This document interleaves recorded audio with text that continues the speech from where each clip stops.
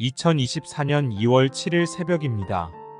하나님의 말씀은 시편 102편 12절에서 28절입니다. 봉독은 21절까지 하겠습니다. 여호와여, 주는 영원히 계시고 주에 대한 기억은 대대에 이르리이다.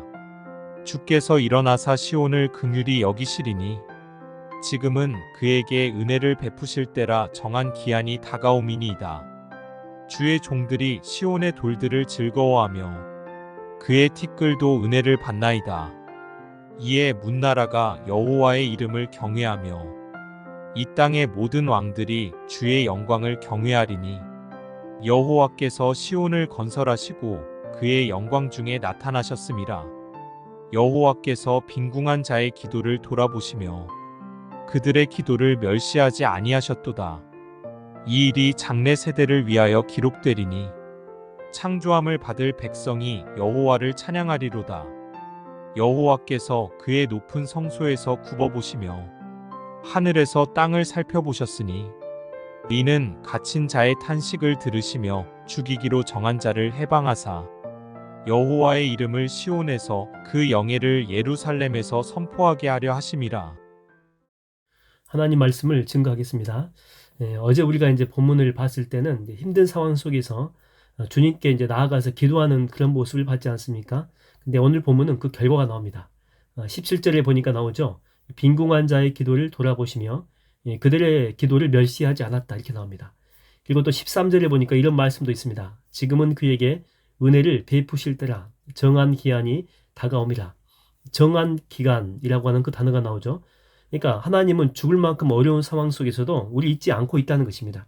적절한 때가 되면 이 모든 상황을 역전시키시고 반전시켜가지고 우리에게 반드시 은혜를 베풀어 주신다라고 하는 거죠. 여러분, 하나님은 여러분을 변함없이 사랑하시는 믿습니까? 제가 제일 좋아하는 찬양을 아마도 아실 텐데 바로 기도를 멈추지 마라, 그 찬양입니다. 기도를 멈추지 마라. 눈앞의 상황이 마음을 눌러도 원망치 마라. 그리고 너의 입을 지켜라. 불신자들은 너의 입을 보고 있다. 또 마음을 뺏기지 마라. 내가 널 도우지 않는다는 소리에 너의 모든 게 불리해도 너는 기도를 계속해라. 너 기도를 멈추지 마라.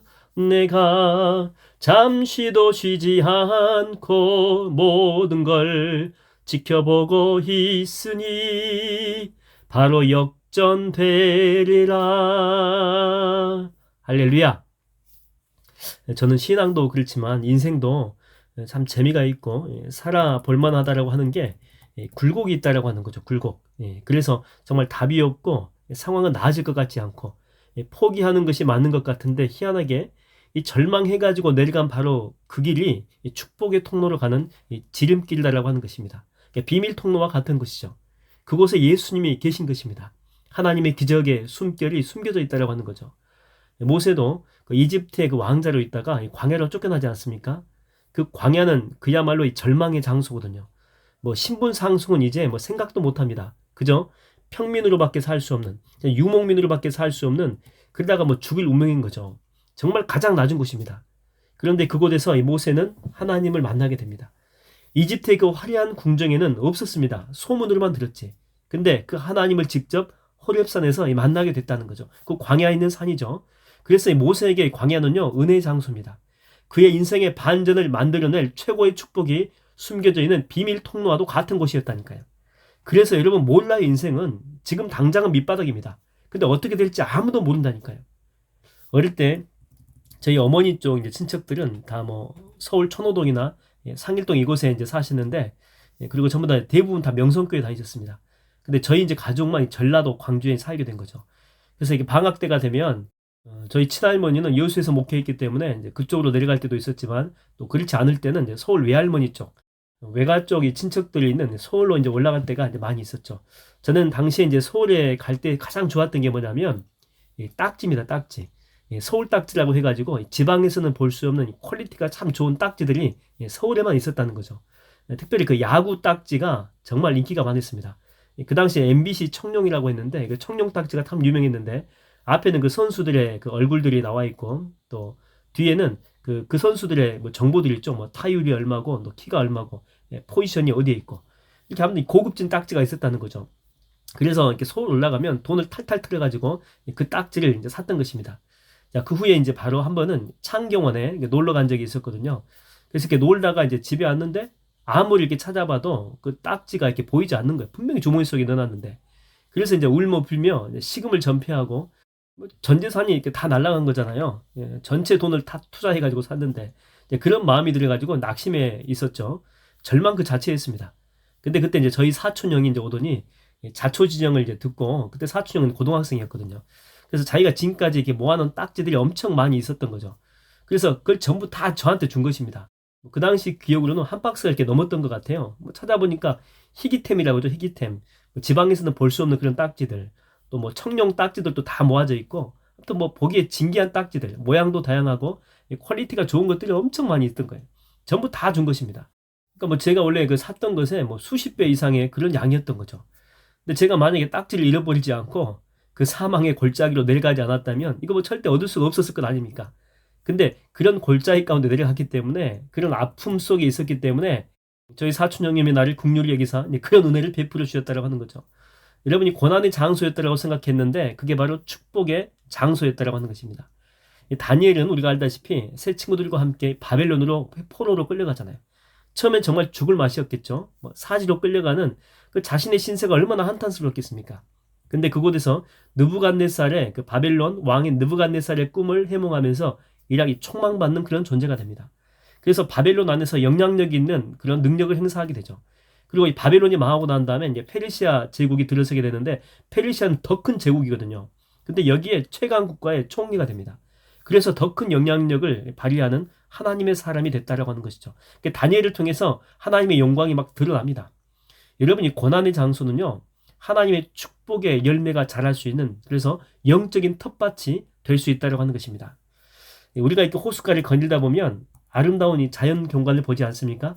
호숫가에 있는 뭐 수초들도 아름답고 또 새들도 이렇게 무리지어서 다니는 그런 모습이 좋고 이 꽃들도 호숫가 주변에 아름답게 피어있는 모습이 정말 장관이다 싶을 정도이고 또 거기다가 해질 무렵이 되면은요 노을이 정말 기가 막히게 펼쳐져 있습니다. 그런데 그곳에 한 노숙자가 있다고 합시다. 그 사람 눈에는요 이런 것들이 눈에 들어오지 않습니다. 오로지 그 빈병밖에 안 보이는 거죠.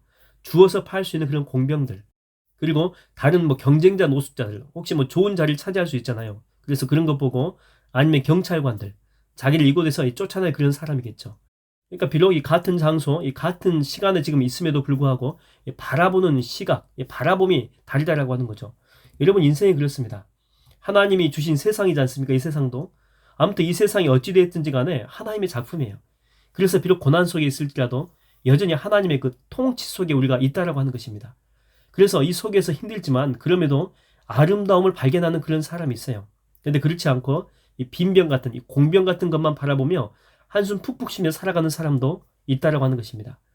그래서 여러분들이 고난의 환경에 둘러싸여 있다라고 해서 여러분 너무 힘들어하지 마세요. 그렇게 착각할 뿐이지 실은 인생 최고의 축복이 그 속에 숨겨져 있을 수 있다라고 하는 것입니다. 그래서 오늘 이 새벽에 그 축복의 모습을 발견하는 저와 여러분 다 되기를 주의 이름으로 축원드립니다. 기도하겠습니다. 하나님 아버지, 고난 속에 있을 때 기도하였더니 하나님께서 정말 최고의 축복으로 선물로 우리 가운데 허락해 주셨습니다. 인생은 참 굴곡이 많이 있는데 그래서 올라갈 때 교만하지 않고 내려갈 때도 낙심하지 말 것은 하나님께서 결국에는 합력해서 선한 열매를 맺게 하신다라고 하는 그 사실입니다. 그러므로 하나님, 우리에게 허락하신 이 인생의 날들 동안 너무 좌절하지 않고 절망하지 않고 하나님이 주신 아름다운 세상을 바라보며 믿음으로 살게 하여 주시옵시고 특별히 오늘은 감사가 넘치는 하루로 살게 하여 주사 내 눈이 영적인 할례를 받아 정말 하나님께서 보여주시는 바로 그 선한 것들을 바라보며 용기를 얻고 믿음으로 나아갈 수 있는 축복의 하루가 될 수 있도록 인도하여 주시옵소서. 예수님의 이름으로 기도하옵나이다. 아멘.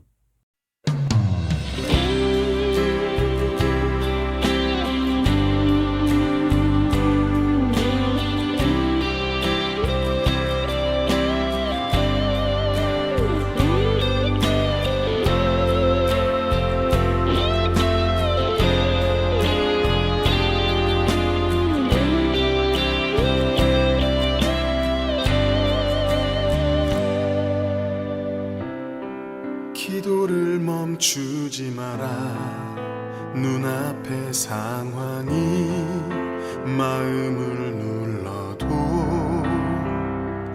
원망치 마라. 너의 입을 지켜라. 저들은 너의 입을 보고 있다. 마음을 뺏기지 마라. 내가 널 도우지 않는단 소리에 너의 모든 게 불리해도 너는 기도를 계속해라. 너 기도를 멈추지 마라. 내가 너의 그 모든 상황을 바로 역전시키리니 너 기도를 멈추지 마라. 내가 잠시도 쉬지 않고 모든 걸 지켜보고 있으니 바로 역전되리라.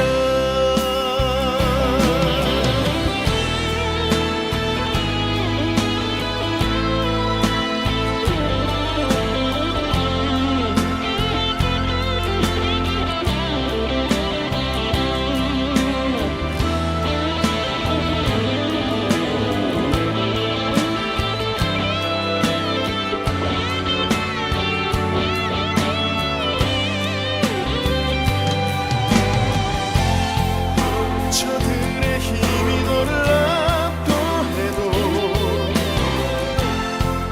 저들의 힘이 내 숨을 조여도 너는 보리라.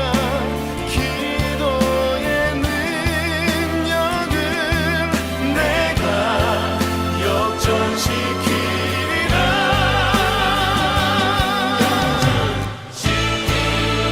너 기도를 멈추지 마라. 내가 너의 그 모든 상황을 바로 역전시키리니 너 기도를 멈추지 마라. 내가 잠시도 쉬지 않고 모든 걸 지켜보고 있으니 너 기도를 멈추지 마라. 내가 너의 그 모든 상황을 바로 역전시키리니